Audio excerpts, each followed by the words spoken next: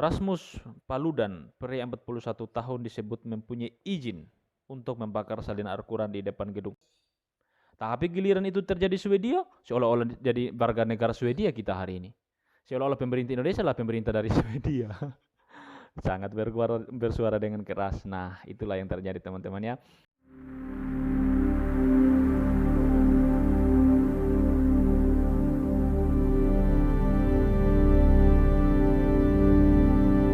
Ya, teman-teman sekalian, pada video kita kali ini kita akan membahas tentang kronologi pembakaran Al-Quran yang terjadi di Swedia.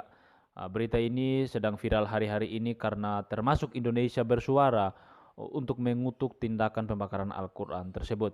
Nah, di dalam video ini kita akan membahas tentang kronologi lengkapnya, bagaimana proses Al-Quran itu bisa dibakar. Nah, dilansir dari merdeka.com dituliskan 4 fakta pembakaran Al-Quran Swedia. Begini kronologi lengkapnya.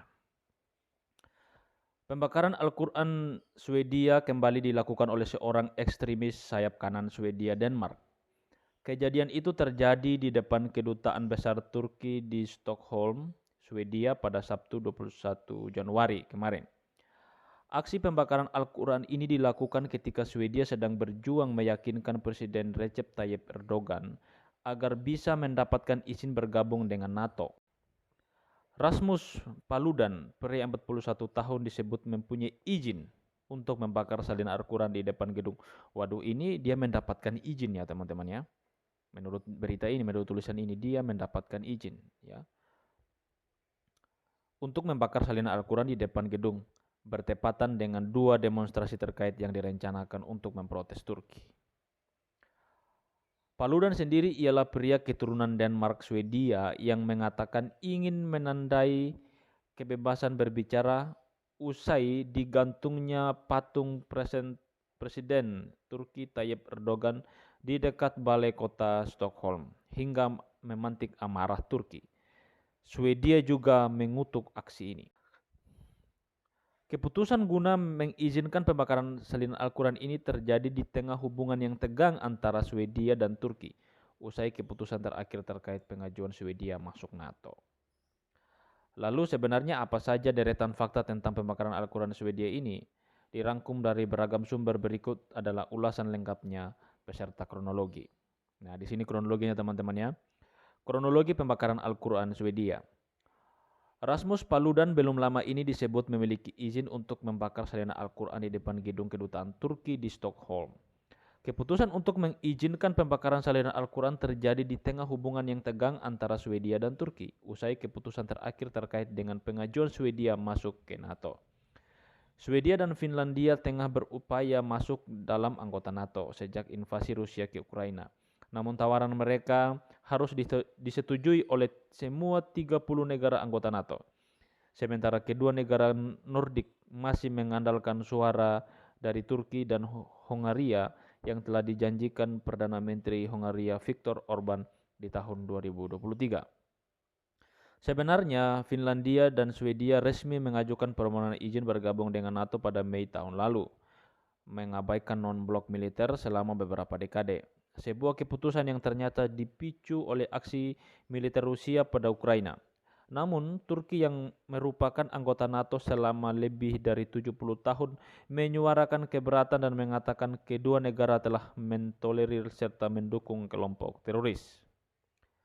Lalu pada tahun 2022, Turki dan kedua negara Nordik ini menandatangani sebuah memorandum pada pertemuan puncak NATO guna mengatasi permasalahan keamanan Ankara yang ada, membuka jalan bagi keanggotaan mereka di aliansi itu. 7 bulan setelah berlalu sejak penandatangan memorandum itu, dan Swedia belum juga memenuhi rekomendasi yang sudah disepakati. Protes patung pembakaran Al-Quran terjadi beberapa kali. Di sisi lainnya, pejabat Turki mengaku jika patung Presiden Erdogan digantung oleh aktivis pro-Kurdi pekan lalu bertentangan dengan kesepakatan yang dibuat sebelumnya, di mana Swedia dan Finlandia akan menindak militan Kurdi lantaran keduanya meminta persetujuan Turki untuk menjadi anggota dari NATO. Swedia ialah rumah dari banyak orang Kurdi, di antaranya melarikan diri dari penganiayaan Turki di akhir tahun 1980-an. dan krisis berikutnya di Timur Tengah. Sebelum aksi pembakaran salinan kitab suci umat Islam oleh Rasmus Paludan terbaru ini, kerusuhan meledak di Malmo pada April 2022 lalu, usai dirinya mengunjungi Swedia menjelang pemilu. Ketika itu dirinya juga berniat membakar Al-Quran guna menggalang dukungan bagi gerakannya. Bahkan sebelumnya juga pernah terjadi pada 2020 Agustus yang lalu saat para aktivis membakar Al-Quran usai Paludan ditangkap. Wah, ini ngeri ya teman-teman ya. Ketika mereka tidak sependapat atau berbeda pandangan dengan kelompok yang lainnya, cara untuk memancing dukungan, cara untuk memancing keributan ya dengan cara membakar Al-Quran. Ini luar biasa ya. Duta Besar Swedia dipanggil Turki. Seperti dilansir dari TRT World via Liputan 6, Turki memutuskan untuk memanggil Duta Besar Swedia untuk Turki. Itu semua berkaitan dengan izin membakar salinan Al-Quran di Stockholm. Turki telah memanggil Duta Besar Swedia untuk Ankara setelah pemerintah Swedia mengizinkan seorang pemimpin rasis sayap kanan anti-muslim untuk membakar salinan Al-Quran di luar kedutaan Turki di Stockholm, kata sumber-sumber diplomatik. Setelah mengetahui bahwa tindakan membakar salinan kitab suci kami, Al-Quran, di dekat kedutaan kami di Stockholm, Swedia diizinkan, Duta Besar Swedia untuk Ankara dipanggil ke kementerian kami hari ini, kata sumber di Kementerian Luar Negeri Turki. Memang sudah disampaikan kepada Duta Besar Swedia jikalau Turki mengutuk keras tindakan provokatif tersebut, yang jelas merupakan kejahatan rasial, tambah sumber tersebut. Sikap Swedia tidak dapat diterima. Kami berharap tindakan itu tidak diizinkan dan penghinaan terhadap nilai-nilai sakral tidak dapat dipertahankan dengan kedok hak demokrasi. Nah, ini yang yang penting nih. Pemerintah Indonesia mengutuk aksi pembakaran Al-Quran. Seharusnya sini yang sedang heboh adalah pemerintah Indonesia mengutuk aksi Agustan yang kentuti Alkitab. Seharusnya itu teman-teman ya. Karena yang terjadi di bangsa kita itu hari ini. Ya. Itu terjadi di pembakaran Al-Quran terjadi di Swedia. Mereka bersuara dengan sangat lantang, mereka bersuara dengan sangat keras untuk mengutuk tindakan itu. Tetapi yang terjadi sendiri di bangsa ini, seorang yang mengkentuti Alkitab, didiamkan saja, diabaikan saja, bahkan dia aman-aman hari ini bersama dengan kelompok-kelompoknya. Di mana kalian, woi? Di mana kalian, ya? Adanya peristiwa ini membuat pemerintah Indonesia mengutuk keras aksi pembakaran Al-Quran yang dilakukan oleh ekstremis sayap kanan Swedia Denmark di depan kedutaan besar Turki Stockholm Sabtu yang lalu. Indonesia mengutuk keras aksi pembakaran kitab suci Al-Quran oleh Rasmus Paludan, politisi Swedia di Stockholm. Demikian pernyataan Kementerian Luar Negeri RI melalui akun resminya di Twitter pada 22 Januari 2023. Kemenlu mengatakan jika aksi ini merupakan penistaan kitab suci dan melukai serta menodai toleransi umat beragam, Kemenlu juga berbicara dengan tegas jika kebebasan berpendapat seharusnya bisa dilakukan secara tanggung jawab. Bisa jadi hanya karena alasan demokrasi, kebebasan bertindak, kebebasan berbicara, dan kebebasan umat beragama atau kebebasan individu di bangsa ini sehingga mengkentuti kitab suci itu menjadi tidak perlu dibahas. Atau kalau misalkan kitab suci harus dibakar dulu, Alkitab harus dibakar dulu baru Indonesia bergerak.